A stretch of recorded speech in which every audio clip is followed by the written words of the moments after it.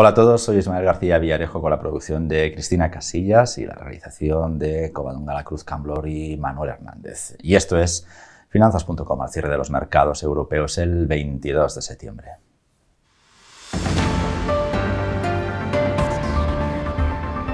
Inversores, muy bienvenidos. Joaquín y yo os estábamos esperando. Joaquín, bienvenido al Centro de Noticias de Finanzas.com nuevamente. Gracias por reincidir.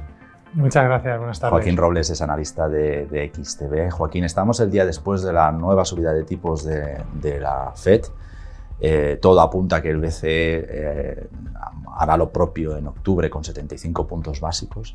No sé qué sensación te queda a ti, pero al final a nosotros nos parece que aunque estaban anunciados y sabíamos perfectamente de qué iba el asunto, no aquello que llaman estaba descontado, pero no se están subiendo los tipos demasiado deprisa para cómo va la economía y todo porque empezaron a subirlo tarde. Joaquín, ¿cuál es vuestra sensación en XTB? Sí, ¿Compartís este diagnóstico? La sensación es que, a pesar de que los bancos centrales tratan de telegrafiar todos sus movimientos, sigue habiendo un desconcierto entre los inversores, ¿no? Muchos de ellos piensan que en cuanto se recupere la buena senda en algunos datos, los bancos centrales pueden suavizar su postura, pero parece que los banqueros centrales opinan todo lo contrario, ¿no? Que van a tener que seguir siendo igual o más de contundentes durante mucho tiempo para bajar la inflación.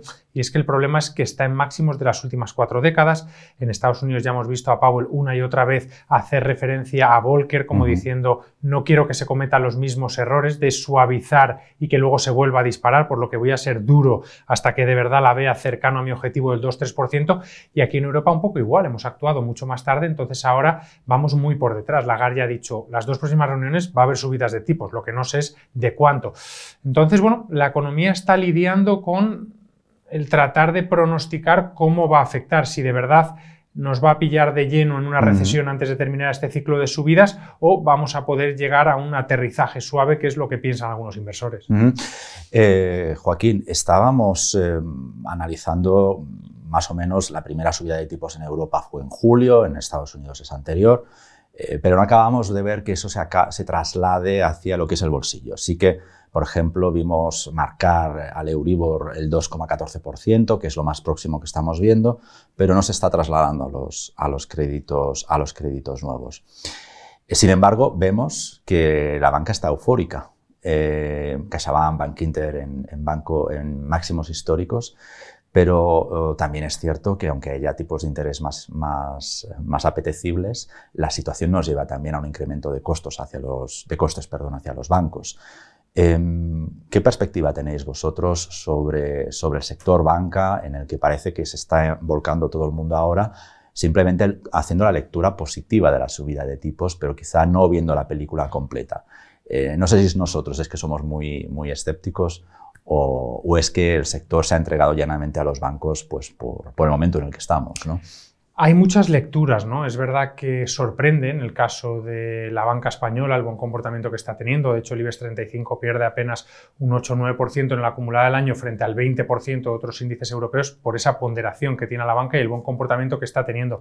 Los inversores parece que están descontando la posibilidad de que este aumento de tipos les genere unos mayores beneficios por ese ensanchamiento de los márgenes de intereses, por ese dinero extra que ganan, ¿no? Por ejemplo, con las hipotecas a tipo variable, que ya simplemente porque suba el Euribor ya están ingresando más dinero, pero parece que dejan también de lado la posibilidad de que esta desaceleración económica enfríe la demanda de crédito, puede aumentar la tasa de morosidad, con lo que eso conlleva en dotar nuevas provisiones. Estamos viendo una banca norteamericana que están cayendo también mucho los ingresos derivados a operativas de trading, a operaciones de fusiones y adquisiciones, que está habiendo incluso despidos, por lo que nosotros pensamos que hay que ser prudente. De hecho, puede ser una buena opción para ir deshaciendo posiciones en banca, reducir exposición, quedarse a la expectativa, porque no hay que olvidar que la banca es uno de los sectores más vulnerables a la incertidumbre y ahora mismo estamos con una inflación en máximos, como decíamos, desde 1970, con un ciclo de subidas más rápido prácticamente desde siempre, desde la creación de la Unión Europea, y obviamente estos efectos pueden tardar en verse y los podemos empezar a ver quizá en el segundo trimestre del año que viene.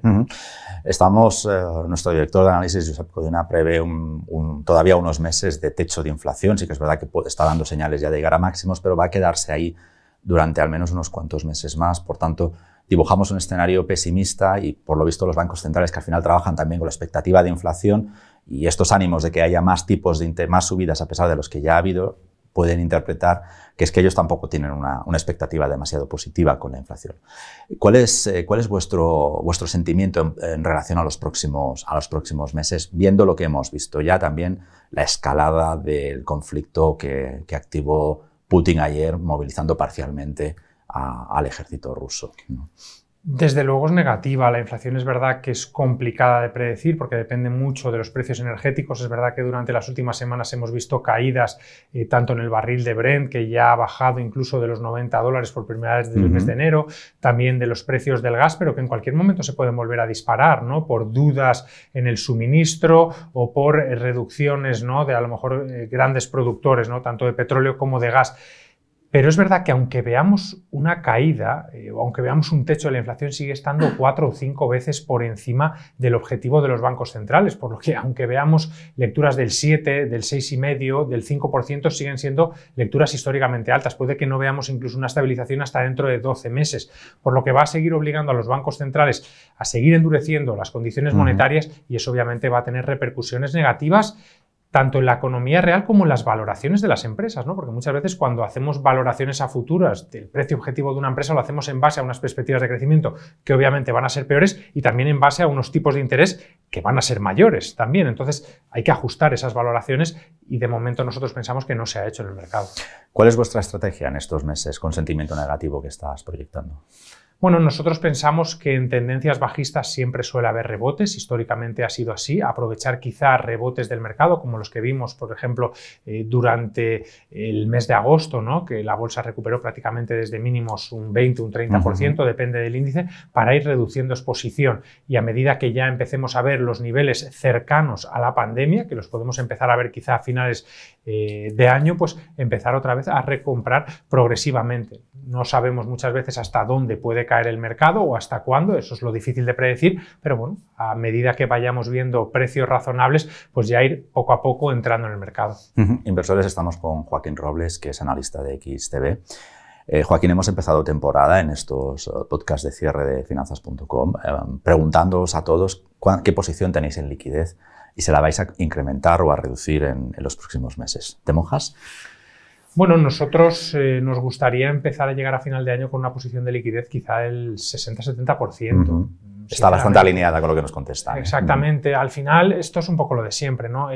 ¿Qué horizonte temporal tienes? ¿Cuál es tu perfil de riesgo? Si me estás diciendo que inviertes en bolsa porque tienes un dinero que te quieres comprar una casa de aquí a 6 meses, un año, te digo, oye, mira, vete reduciendo prácticamente el 80-90% de la exposición porque las perspectivas son malas. Si me dices que estás pensando en tu jubilación o en la educación de tus hijos a 10, 20 años vista, te digo, bueno, puedes estar tranquilo. Es un poco también lo de siempre, ¿no? Pero desde luego nosotros pensamos que si se puede ir reduciendo exposición ahora mismo para empezar a volver a recomprar a principios de año, puede ser una muy buena opción. Es decir, vosotros aplazáis reconstruir carteras ya a partir de enero, entiendo. Sí, desde luego. Quizá a lo mejor lo que podemos empezar a ver ciertas oportunidades es en la renta fija, sobre todo en la norteamericana. Eso es muy curioso. ¿Eso es debido al desastre de año que estamos teniendo? Sí, porque pensamos que están empezando a llegar al techo, ¿no? Estamos hablando de bono a 2 años norteamericano cerca del 4%, máximos desde 2007, bono a 10 años norteamericano en el entorno del 3,5%. Son rentabilidades históricamente buenas, son rentabilidades que pensamos que pueden estar cerca del techo. Lo que nos hace dudar es el dólar, ¿no? Ha caído frente al euro un 15%. Claro, si compro toda esa deuda, toda esa renta fija en dólares, puede que también tenga ese riesgo divisa ahora en el movimiento de vuelta. Entonces, ahí sí que buscaría una cobertura o por lo menos lo tendría en cuenta. Al margen de las caídas que nos comentas, ¿os preocupa la fortaleza del dólar desde un punto de vista más abierto, temporalmente más abierto, del último año?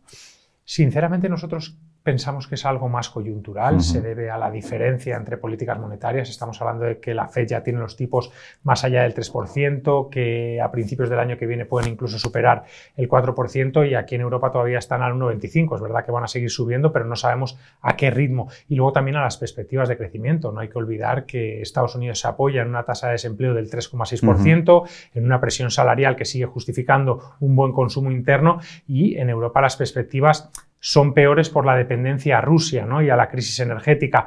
Entonces pensamos que en cuanto la Fed vaya poco a poco terminando ese ciclo de subidas y vaya el Banco Central por detrás más o menos igualándola y se clarifique más cuáles van a ser las perspectivas, pues podamos ver quizá un euro-dólar retomando otra vez el 1,015, 1,035 como punto de referencia para, pues a lo mejor moverse en un rango similar al de la última década. Nos emplazabas antes a enero para construir cartera, aunque nos decías que hay opciones en la renta fija.